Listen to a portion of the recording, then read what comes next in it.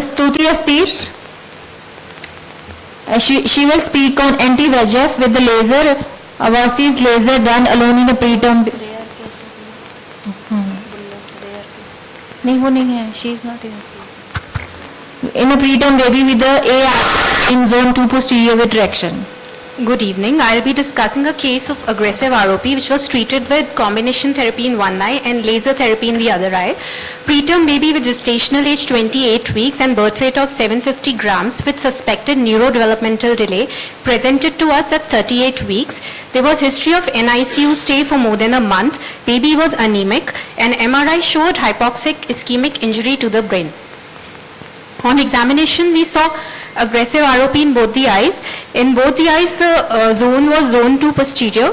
There was traction seen in the superior mid-periphery in both the eyes. The traction was more in the left eye compared to the right eye. In the right eye, there were also some pre-retinal hemorrhages which were present. We decided and underwent right eye intravitreal bevacizumab with laser and left eye only laser was done. The patient was followed up weekly, was advised blood transfusion and repeat hemoglobin increased to 11. At 2 weeks, both eyes showed signs of regression with vessels progressing to the periphery. 2 months post-treatment, both eyes showed signs of regression. There was no evidence of traction in both the eyes. The vessels were seen advancing into the periphery. However, the hemorrhages were still present in the right eye. At 6 months after treatment, both eyes showed signs of regression. There was no evidence of traction and the hemorrhages were completely resolved. The refractive status was -3 in the right eye and -8 in the left eye. At 1 year post-treatment, both eyes showed completely regressed ROP with the myopia increased to -9 in the left eye. At the end of 2 months, lasered eye showed regressed ROP. At the end of 2 months, the combination therapy eye showed signs of regression, but they were persistent pre-retinal hemorrhages. At 6 months and 1 year, both eyes showed signs of complete regression. This was another case, similar case with aggressive ROP in zone 2 posterior, which was treated with laser.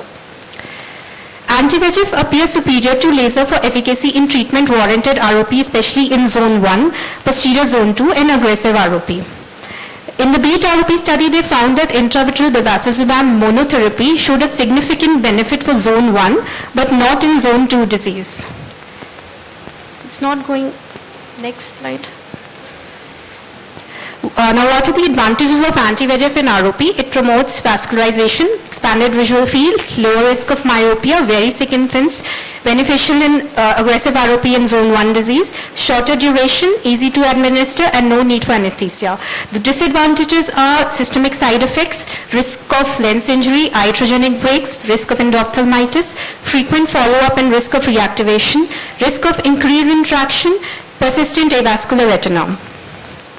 The advantages of laser are no systemic side effects, fewer retreatments, shorter follow-ups. It removes persistent avascular retina. It's a safer alternative. Disadvantages, the disruptive procedure, longer and more difficult in bigger babies, high incidence of myopia, field restriction.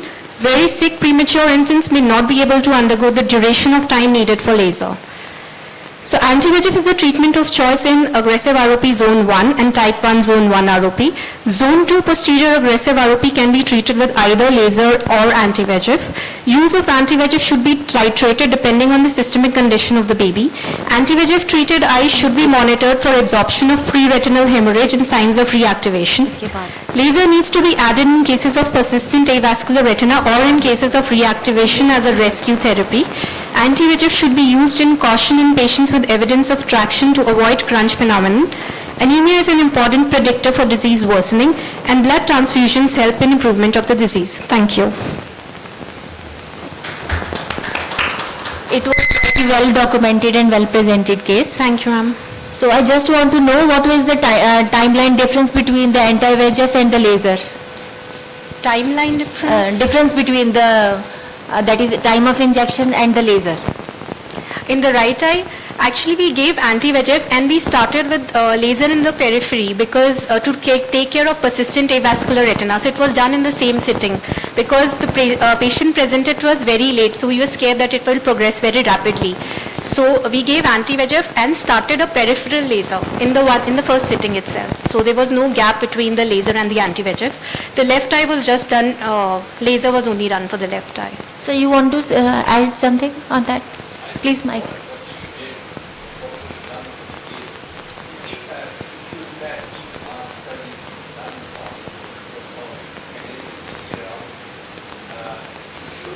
Mike. Sir, please.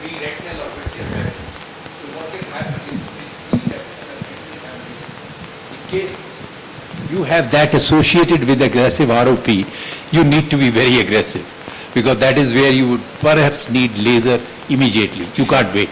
And she very rightly waited for the left eye, because there the vessels could progress more to the periphery. But at the same time, you see what has happened in this case.